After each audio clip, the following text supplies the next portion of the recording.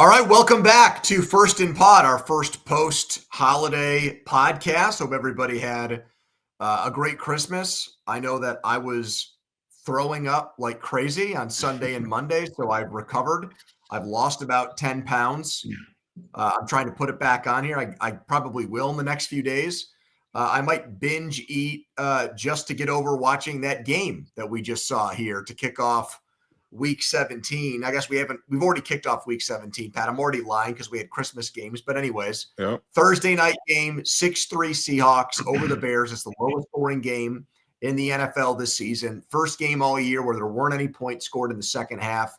And the Bears now have a historic losing streak for their franchise, the oldest in the NFL with the Packers, 10-game losing streak. So all that plus the Week 17 games. Subscribe, rate, review, go and any of the podcast platforms, iTunes, you name it, Spotify, and subscribe to our podcast that keeps us in business. Give it 5-star reviews and give it nice ratings and everything else. 5-star ratings, nice reviews. Keep us on the air. Pat, I'll just start by saying this. One of the things that came up before this game was that the Bears were interested in talking to Pete Carroll. Yep. And I think the Bears could do a lot worse than Pete Carroll. I know that some people have already laughed about his age. Others who are very, very serious about the Bears being a winning team and making it work with Caleb think it's ridiculous to pair a coach with a defensive background at his age with Caleb Williams. My rebuttal to that is he developed Russell Wilson. He drafted him in the third round, played him right away. They won a Super Bowl a year later. They went to another one the year after that. They were always competitive with Russ there. Yep. And then when they were ready to move on, or when Russ, I should say, was ready to move on from them, he believed in Geno Smith. And I know it's an odd time to say this because the Seahawks only scored 6 points tonight.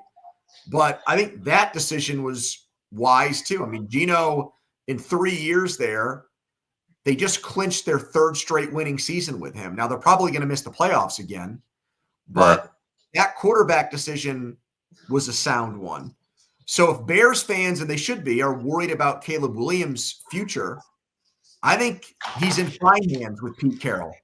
If that's the direction they go, Pat, they could do way worse than him, in my estimation. Yeah, they can do a lot worse than Pete Carroll. And I wouldn't be upset with that hire because Pete Carroll is a program builder. You know, we've seen what he has done at USC, like you just stated. We've seen what he has done with Russell Wilson and the Seattle Seahawks in his time there. And I believe Caleb Williams need a coach that understands his playing style, that's able to match someone that's playing, calling the plays for him to help him be successful. Because looking at that game tonight, you know, we know that the debacle that the Bears franchise is in, as far as firing their coach mid-season, getting rid of their offensive coordinator, promoting, you know, the interim OC to head coach, you know, so it's just been a lot going on there. But they need someone that can really get this team, because they have the talent. They have the talent. They just need someone that can get this team in the right direction as far as schematics, as far as understanding game management, because they had a meltdown again towards the tail end of this game on clock management. You know, so they just need someone that understands those moments, understand how important and valuable those moments are to really help this team turn the corner, because the defense played outstanding tonight. And Caleb Williams, with being sacked 66 times this season, is an outrageous number. And that comes with play calling. That comes with offensive lineman protection. That comes with him understanding where the blitzes are coming from and not relying on his athletic ability to get him out of certain situations. So they just need a coach that's going to be able to get those guys moving in the right direction, because they have the talent on both sides of the ball. He was sacked 7 times. He's going to set the record for most sack for most times a quarterback's been sacked by a season, unless they put him out of his misery and rest him in week 18, which I guess would be possible. But right, I would they need to. Yeah, they need to. At this either point. way, I can see arguments on both sides to give him one more game before the season is over. If they shut him down, I get that too. This team beats itself more than any team in the NFL this year. No doubt I about it. agree with you. They're not a 4-12 from a talent standpoint. They're better than a 4-12 team. This isn't the Raiders. This isn't the Giants. This isn't those dregs teams that have similar records. They were predicted before the season started to be better than the Vikings and right there with Green Bay. Not as good as Detroit, but they were, according to the Vegas odds makers, a playoff team or right there.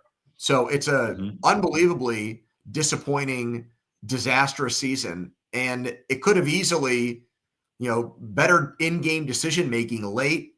They could have won an extra 3 or 4 games like that. So they could be, instead of 4-12, they could be 8-8 right now, or 7-9, worst yet. And then, people probably would have kept their jobs actually in that situation, go in with Caleb in year 2 and not wanted to cause him to reset or reboot with somebody else. So, the other side of it is with Seattle, Pat, they're going to have an interesting decision to make on Geno, because I just said with Pete Carroll coaching him, he's won there, but at the same time, he hasn't won enough, and he's not a young quarterback. He's in his mid-30s, and it's easy to get out of that contract. And it's a second-year coach. He's inheriting a quarterback. He didn't pick Geno Smith.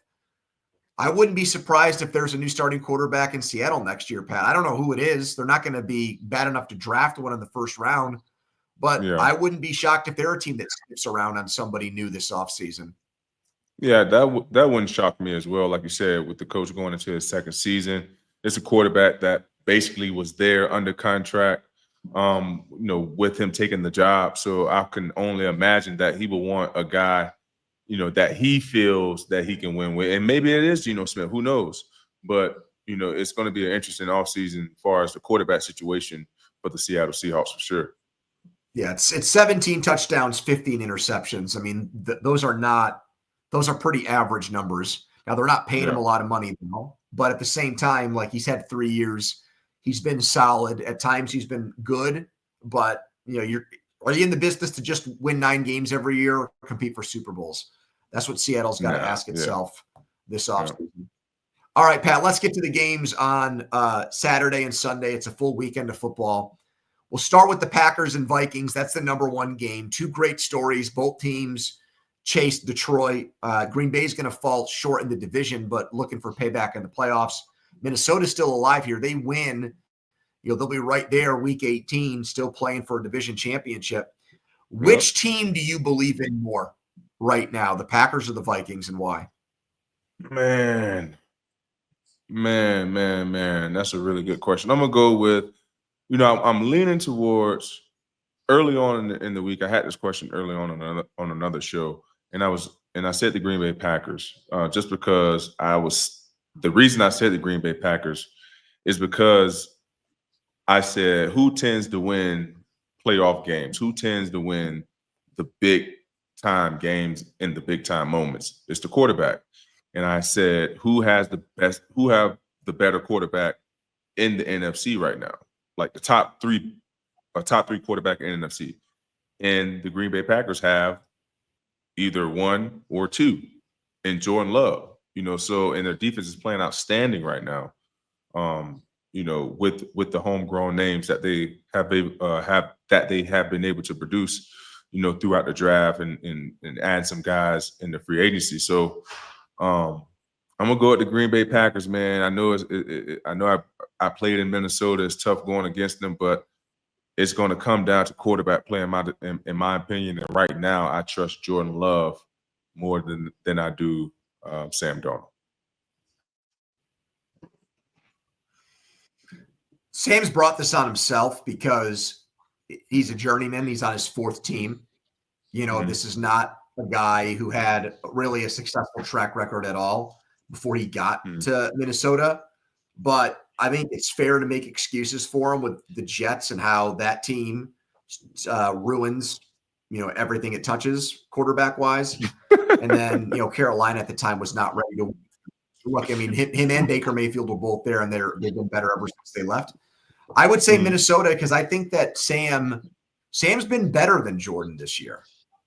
He's got a higher passer rating. He's got a better QBR, 32 touchdowns.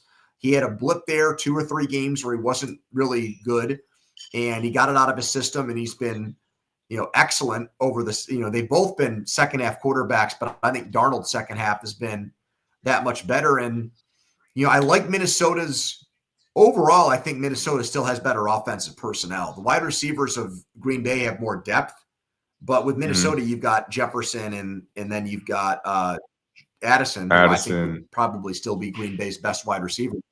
Yeah, he's a stud. And then you've got Brian Flores, who I think is a huge X factor.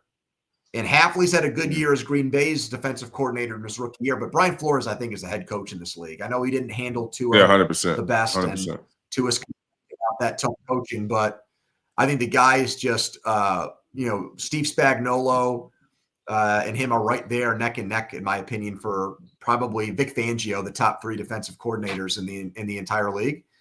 And so I'm going to put respect on Minnesota here and say, even though the franchise knows nothing but playoff heartbreak, I am buying them as a team that has a better shot. This is not anti-Green Bay, but in fairness to the question, I'm going to put Minnesota ahead of Green Bay by a nose, and you're going to do the opposite. Yep.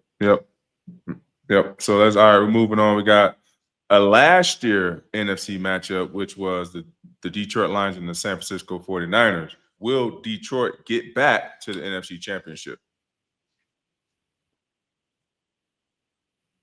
So I was in Detroit on Thursday, and I was at Ford Field, and I saw all of the hoopla and all of the excitement that's there around the Lions. It's incredible because the previous times I've been there, they want to talk about anything but the Lions. And now there's just such a fervor in that town because the coach, I think, has really captured everybody's hearts. Like, all the injuries they've gone through, the guy's mentality hasn't changed, his hyper aggressiveness, his building the team on toughness. Like, it's if he were like on QVC right now, I'd call up and I'd buy the box of knives from him, Pat. Like, his salesmanship would work on me. Like, I find him, and I didn't think this way about him originally. But it's not really a salesmanship.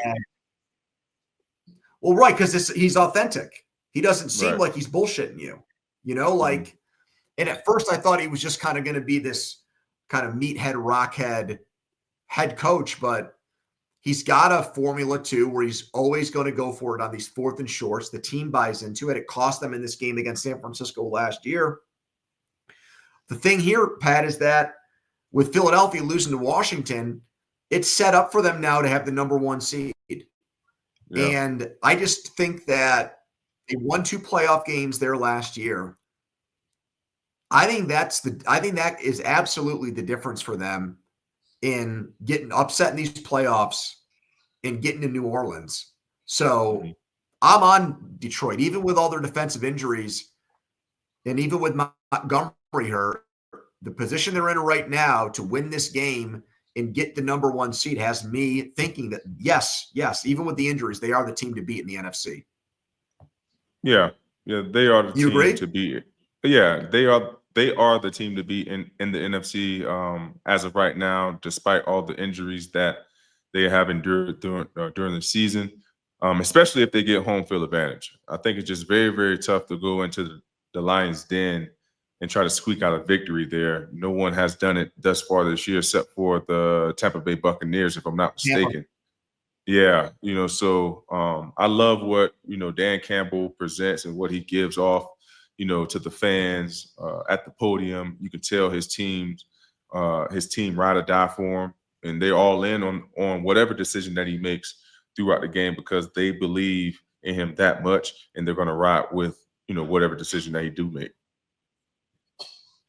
Falcons and Commanders. Is Jayden Daniels getting enough credit? Yeah, why is that question here? I feel like he's getting enough credit.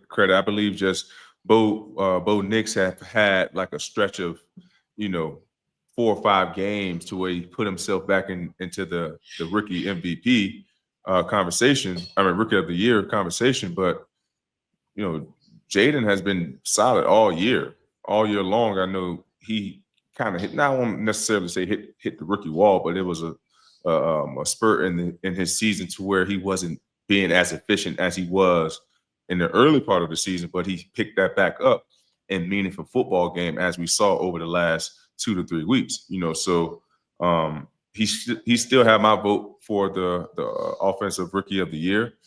He has been playing lights out for the most part throughout his rookie campaign. Bo Nix have as well, but I just think Bo Nix have made a late push to kind of seem like Jayden is in the shadows. But I believe Jayden is getting all the credit that he deserved throughout his rookie campaign.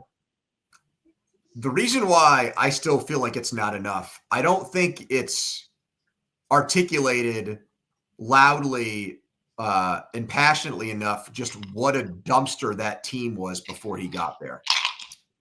And how everything associated with Washington, now Dan Snyder's not there anymore, I get that. But that was such a toxic place. Mm-hmm. And it seemed like if you're ranking destinations for NFL quarterbacks, that would be lumped in with Cleveland and the Jets for the last place you'd want to go. And gotcha. For someone to go there and have such instant success. And the other thing is, like, he does make some of these flashy plays because he's such a gifted athlete where he's a really good runner. He's got almost 800 rushing yards, and he's got the arm strength to make all these throws. But I don't know, man. Like, I feel like it's come so easily for him, and there's been almost – you said there was a setback there when he had a rib injury and they played good teams and they lost 3 in a row. Mm-hmm. But it's been like smooth sailing for him, man. Like, he was good, really. Like, they lost their first game to Tampa. And ever since then, he's just played like a guy that's in his 3rd or 4th year. And I think maybe some of that is that he played so many college football games and was in the transfer portal and changed schools and started so much. But, like, I don't know. Maybe we just take it for granted now that some of these quarterbacks just step in because they're in their mid-20s, Pat, and they're just instantly – I mean, that's not the case for Caleb Williams. The dude's getting sacked like crazy. Complete disaster there. So I don't know. Like, I like to stop and smell the roses sometimes, and I just feel like,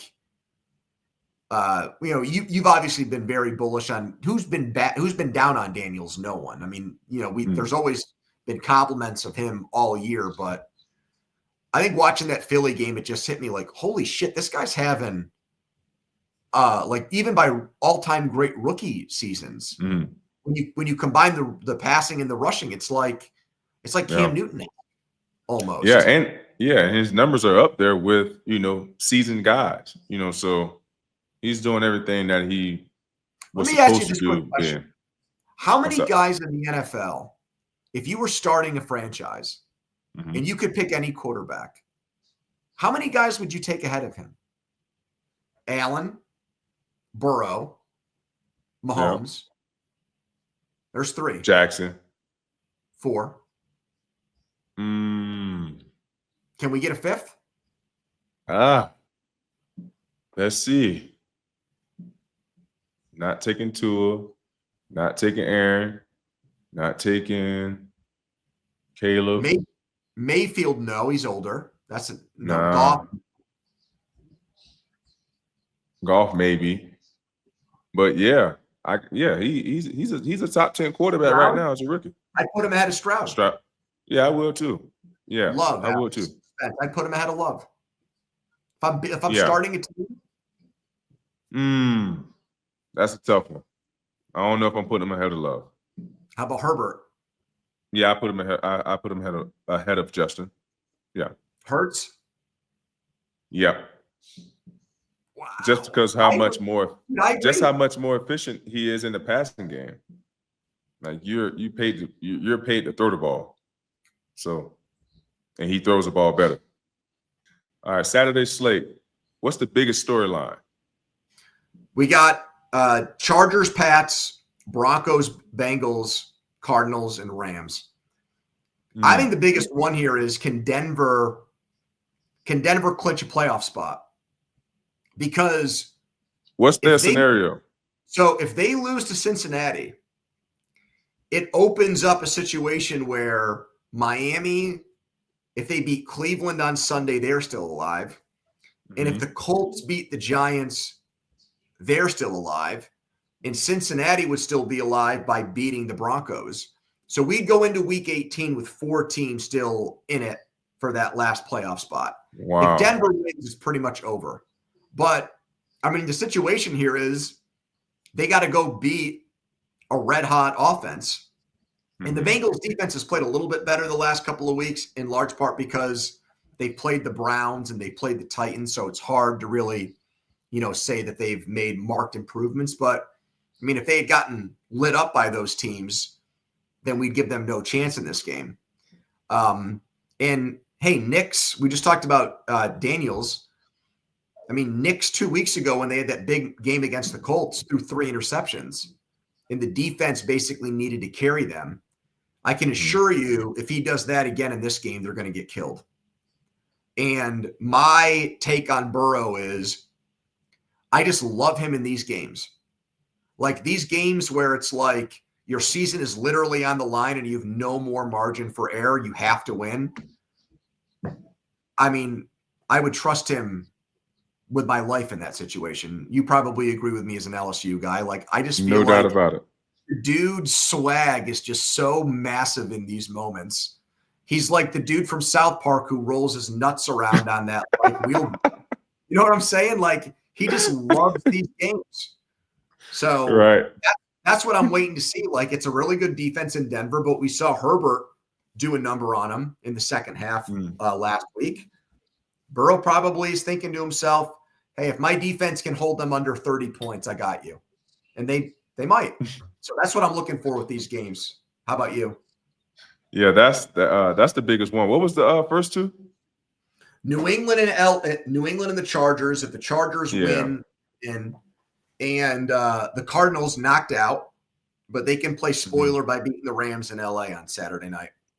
Yeah, I don't see that happening. I like the Rams in that game, but yeah, the biggest storyline is definitely going to be Cincinnati and the Denver Broncos, just because that game has the most at stake. Man, yeah, it's going to be hard going against Joe Burrow in this game. Like you said, his swag. Man, did you see that throw he made last week again to T. Higgins in the end zone?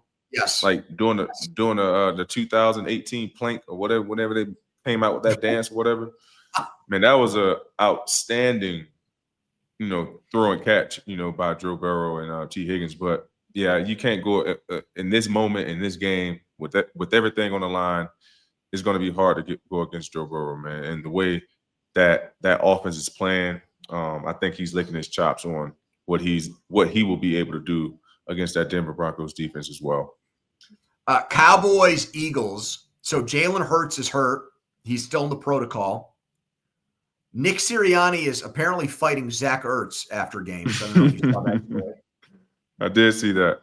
Are the Eagles off the rails again? Are they back to being this reality TV show where it's like the drama is just going to cannibalize them and eat them alive?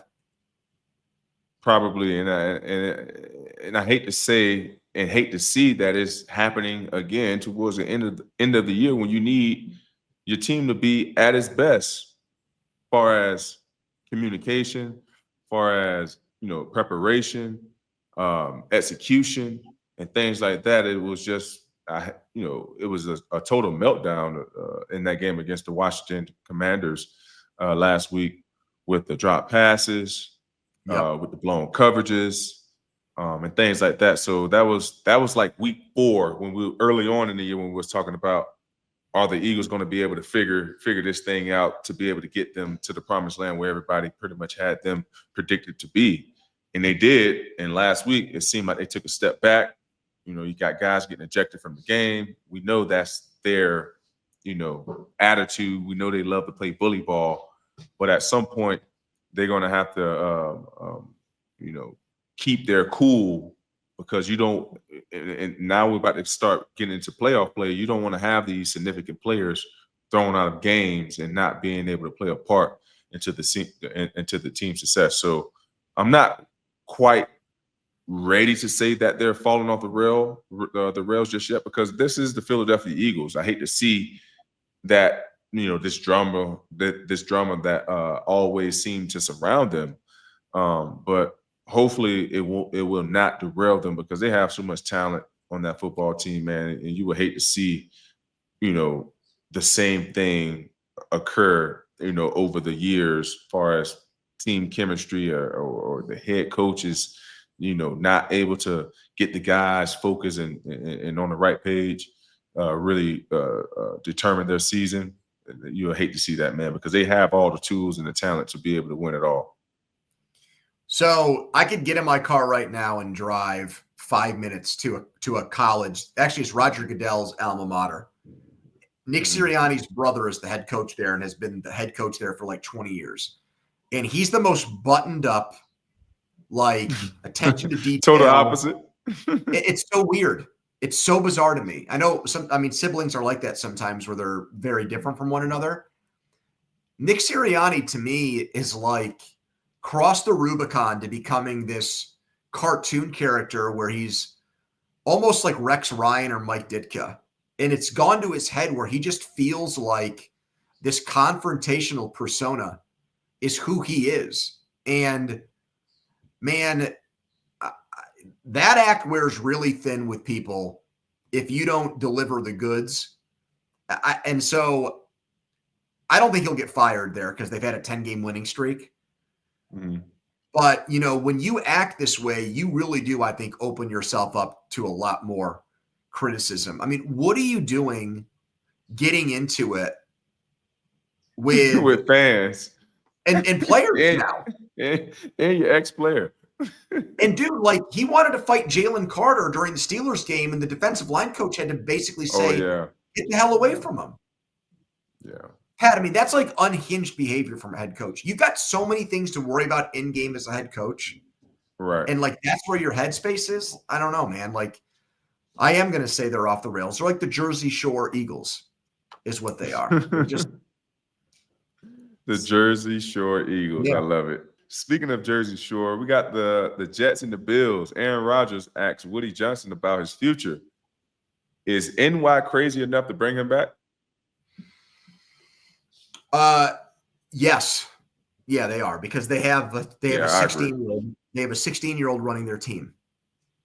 They have a kid, right? I mean, they have a kid that's apparently deciding if they should make a trade or not based on Madden ratings.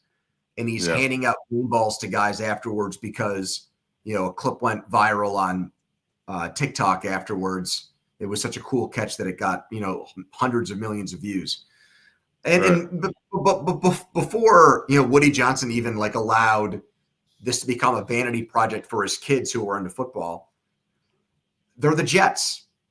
And Aaron Rodgers is now they only scored 9 points last week, or 6 points, whatever it was. They scored that one touchdown, and that was it. Aaron Rodgers has played just decently enough. And I also think that he is a persuasive enough person where I could see him sitting the owner down in a room one-on-one and talking him into it. And then the owner tells whoever the GM is or the next coach is, we're going to run it back and try it one more time with Aaron Rodgers. I really believe that. So I'd say thanks for the memories. I think people in general are kind of just sick and tired of Aaron Rodgers. I think the fans there for the most part are. But Pat, I'm going to say it's 50-50 he's back there. I hate to sit on a fence. Yeah. But that's really honestly how I feel about it right now. Yeah, I'm on the fence as well. I'm 50-50 as well, just because it is the Jets. And like you said, I feel like Aaron Rodgers is persuasive enough to be able to, get Woody to, give him, because I don't even know what his contract situation is, but to give him an opportunity to come back there and suit up as a New York Jet, So, and also I don't see where else he can go, because I don't see the Jets just outright cutting him to keep themselves in another quarterback dilemma and not have anyone to really be their quarterback. So, like you said, I'm up against the fence as well. I'm 50-50. I wouldn't be surprised if he is back there. But I will be surprised if they cut him, because I don't see him being tradable. So yeah. Panthers Bucs. Are the Bucs on upset alert again after losing to the Cowboys on Sunday Night Football last week? No, I don't think so. I don't think so. That was a bad loss last week against the Cowboys. That was a game that they definitely should have won. They played decent enough to win that ball game, but Bland making a spectacular play to strip the ball away from the running back to pretty much seal that game.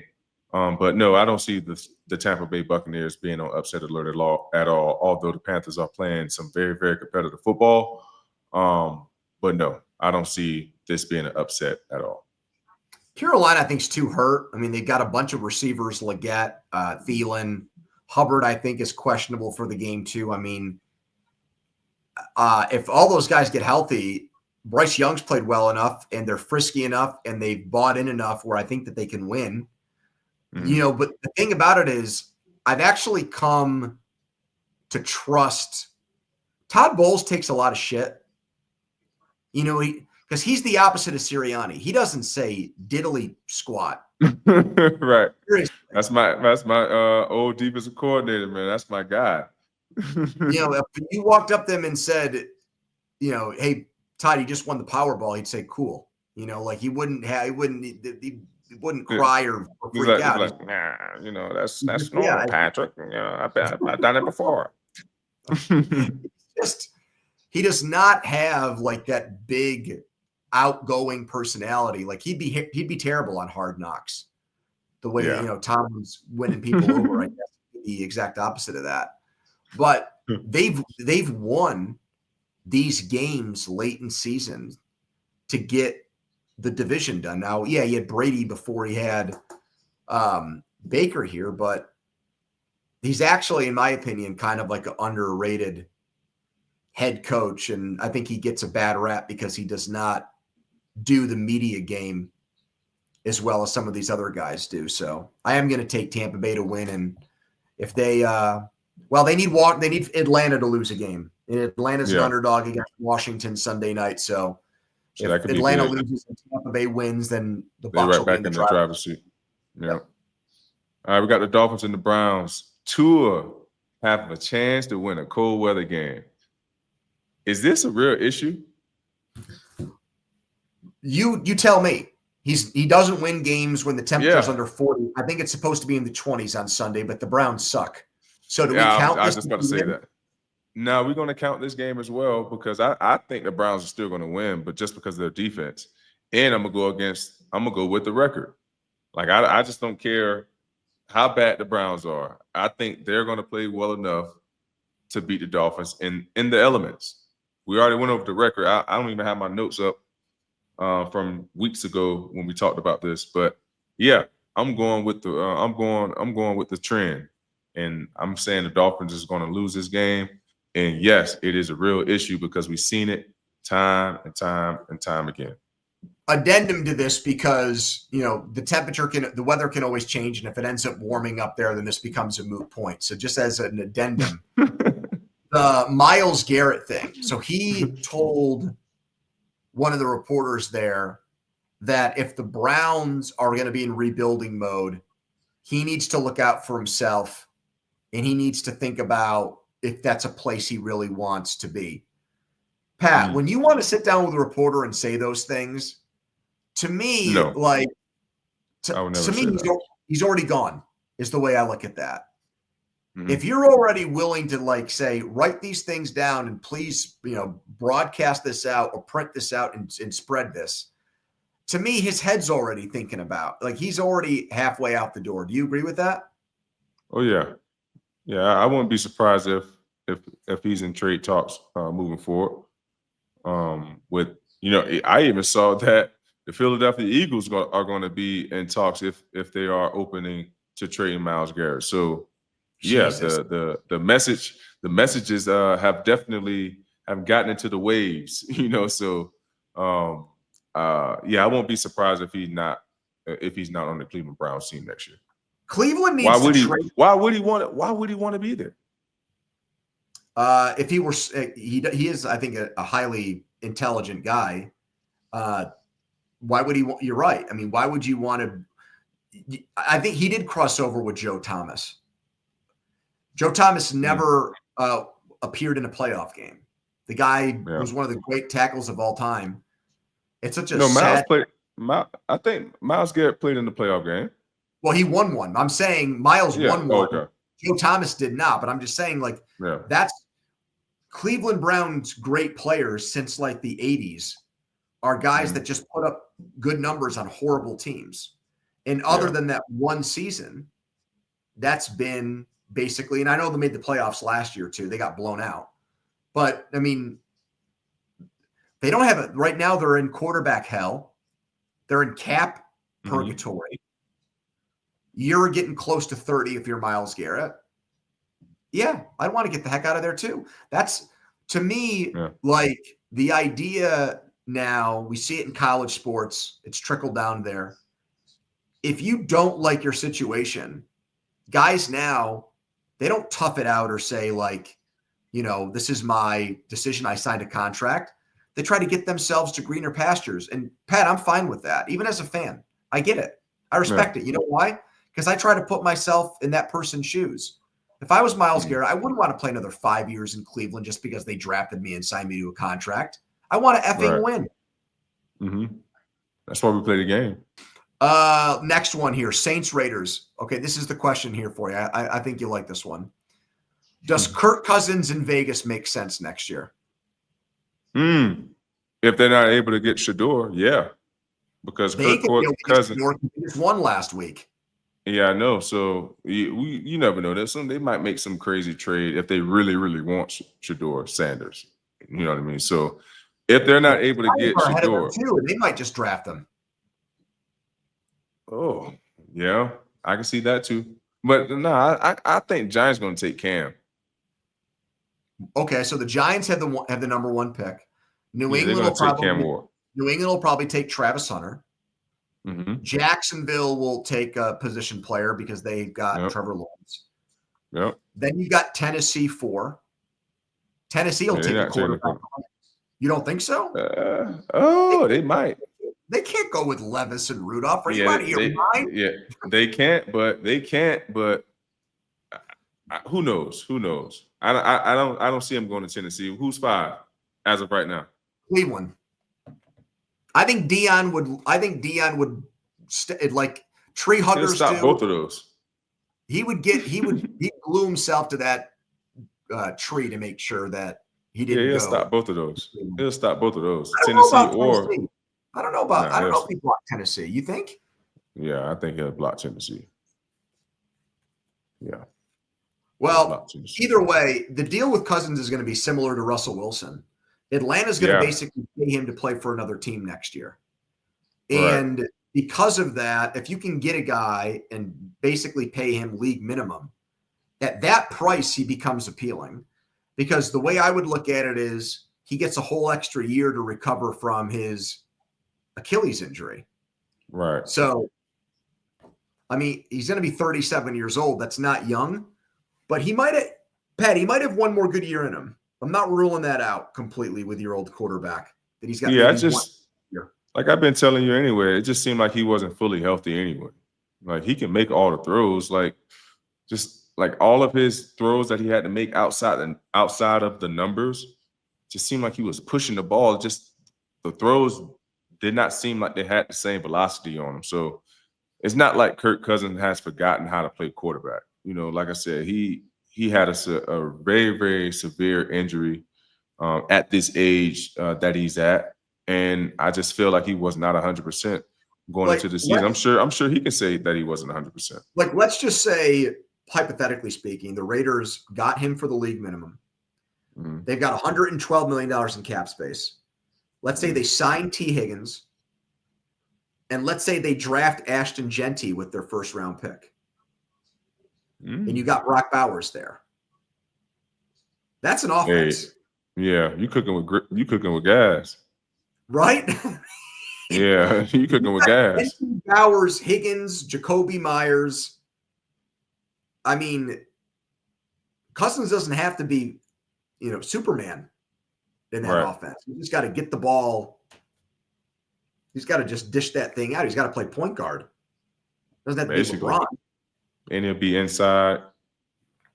Only cold weather game he'll have is Denver. And you don't have to worry about him staying up late in Vegas and taking advantage of the strip. Hell no. By 9:30 every night. Yeah, that's not my guy. All right, we got the tennis. We got the Titans and the Jags, Colts and the Giants. Anything on these games? The Colts are still alive, which is crazy after they lost to Denver.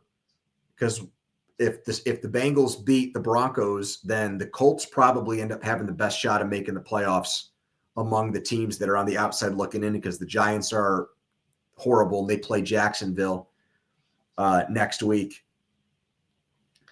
Dude, the Giants are just so bad. So sorry. And the interesting thing to me is I really believe that Belichick taking the North Carolina job is the best clue that they're not going to fire the coach and GM there, because I think he would have waited to see what happened with them in the offseason because of his history with the Giants organization. Like, that's the NFL franchise that I think would have hired him.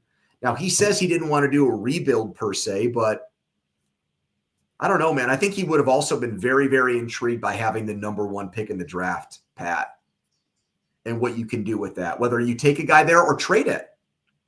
Yeah. He loved making trades. He loved making draft trades. Yeah, I would say he definitely loved making trades, because I was going to say, I don't know. He never had a number 1 pick before. So what the hell? He might trade that thing for 2 or 3 first-round picks. You know how he would love to do that shit. Yeah, but you still don't have a quarterback. Maybe he could have gotten Kirk Cousins for $1 million. He probably could have got Kirk Cousins for sure. Chiefs, Steelers, Ravens, Texans. Your thoughts on the Christmas games? Man, the Ravens. My goodness. Action Jackson. Man, that 53-yard run that he had. He said he was jogging. I was just about to say. I could tell he was jogging. Like, you can tell he turned. He hit the what did I don't even play video games, but whatever the sprint button is on Madden. Yeah, he hit the turbo button just a little bit to get away from Danielle Hunter. Then he saw who it was. He's like, let me tap the gas a little bit. That play was just outstanding. Defense played remarkable. They did what they were supposed to do against a leaky offensive line. They really made it hard for C.J. Stroud all game. And like I said, Action Jackson, man, it wasn't nothing that he couldn't do. The play that he made to Mark Andrews when he ripped off 50-something yards, the one play in the red zone when he scrambled left, went right, and threw it back to Likely in the middle of the end zone. And that game was just that game capped off Christmas the way I needed it to. Although that it was a one-sided game, but it was just filled with action every single time the Baltimore Ravens was on the offense when their offense was out on the field, and they're looking like the team to beat right now at the right time. I know they're probably going to have to go to Kansas City. They're going to have to play their best football on the road.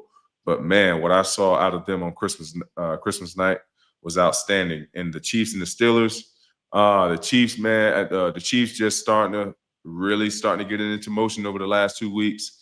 Really putting their big boy pants back on. They was like, hey man, I know y'all been tired of seeing us win by these close winning these close games by the chin of our hair, but here we go. We know when to turn it on at the right time. We all had questions about, is Travis Kelce still the same Travis Kelce? He broke Tony Gonzalez's all-time touchdown record, receiving touchdown record against the Pittsburgh Steelers, and Patrick Mahomes looking like he did 2 to 3 years ago, as far as the mobility, making those quick throws, driving his team up and down the field, especially when they needed him to, and they're, like I said, they're clicking at the right time. And it just seemed like the Chiefs was just a little bit out of the Pittsburgh Steelers league. And that's what I had from those games, man. But that damn Action Jackson, he pretty much sealed up his third MVP trophy after that performance Wednesday night. I'll take the two losing teams then. I don't think Houston emotionally was over the Tank Dell thing at all. And that to me, look, I get it. Like I've never seen a dude get that injured and still make a play. He held onto the ball. His leg was snapped in half where his kneecap was completely messed up. He tore his ACL. I mean, it was a horrific injury. I mean, it's such even though guys come back from knee injuries all the time, it's such a devastating knee injury. The guys knew how bad it was. They're thinking that his career is probably in jeopardy. I get that. Like in that game, I understand, especially because he's such good friends with Stroud, how it's hard to compartmentalize and move on to the next play to finish the game. I still thought they looked shook on Thursday. They got more time to get ready. They've got a shitty game against, I think, Tennessee in week 18. They need to put their pants on and their boots on here and get their shit together because they're going to host a playoff game. They've had, I think, a very underachieving season. You can erase all that if you win your first playoff game and then you play with the house money in the next round. Like they've got a lot of football ahead of them. They do. And they need to recognize that because I didn't think their heads were in that game whatsoever. And that's how you get steamrolled 31-2 against a team on a mission like Baltimore. And then, man, my Steelers, dude, it's one thing to lose. Kansas City has won 15 out of 16 games, but almost all their games are close. That's the first time really this season they've punked a team. And it was really in the second half. The first half was close.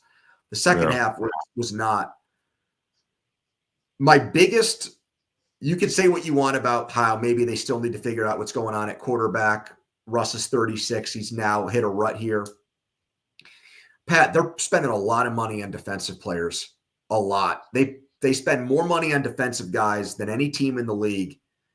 And they went up against 3 contenders, and in all 3 games, their defense looked suspect. And you can't use injuries as an excuse against Kansas City. You're missing one starter. Watt was out there. Hayward was out there. Highsmith was out there. Queen was out there. Elliott played. Jackson came back and played corner. He's got 5 interceptions. You got guys wide open. Kelsey, there should basically be, whether it's a safety, inside corner, or linebacker, when the guy, when the ball snapped, there should be a magnet basically pulling you towards the guy. There's no one within 10 yards of him. I mean, it was just I was startled and I was put off by just how easy things came for Kansas City offensively in that game and how the Steelers' defensive execution was so shitty. And it's not just 1 week. It's happened 3 weeks in a row for them, which is just unacceptable when that's supposed to be the thing that's winning you games, Pat. They're not supposed to beat teams 35-31. They didn't build their team that way. No. They built that was. And then after the game, I got to hear guys say, well, we're not on the same page and communication this and communication that. It's like It's the wrong time for that. Right. It's freaking Christmas. I don't want to hear that shit on Halloween. Yeah, it's too late for that, man. So that's all. It didn't ruin my entire day, but it came close. Yeah, I was just disappointed to see how many busted coverages that that we saw in that game. So I can't. And it was time and time again, especially in the second half. If there were injuries and new guys were out there who weren't used to playing with each other, maybe then I could say that makes sense. But it wasn't. It's guys that have been practicing this defense together on the field together since friggin' July. Yeah. Anyways, and by the way, of course, George Pickens had to go on TV afterwards and make sure he thanked Mahomes and Kelsey for the win. Just, obviously receiver code for please try to trade for me and get me out of here this offseason. So, hey man, he honestly lucky he didn't get 2 flags on that final possession by taking his helmet off on the field. He's lucky that he didn't get punched in the face by Russell Wilson by not running that route that led to an interception. T.O. called him out for that too, by the way. Oh, yeah. Hey, man, what can I say? All right. Pat, thank you. Thank you for another episode. Thank you, my guy. Guys, appreciate you listening. Again, subscribing is the best way to do this, not just listening. subscribe, rate, review, make this part of your routine as an NFL fan to get your previews for games with First and Pod, and then your recaps. We will be here Sunday night after the Sunday night game between the Commanders and Falcons. Thanks to Spencer Ray, our producer. We'll talk to you again soon. Peace. Peace.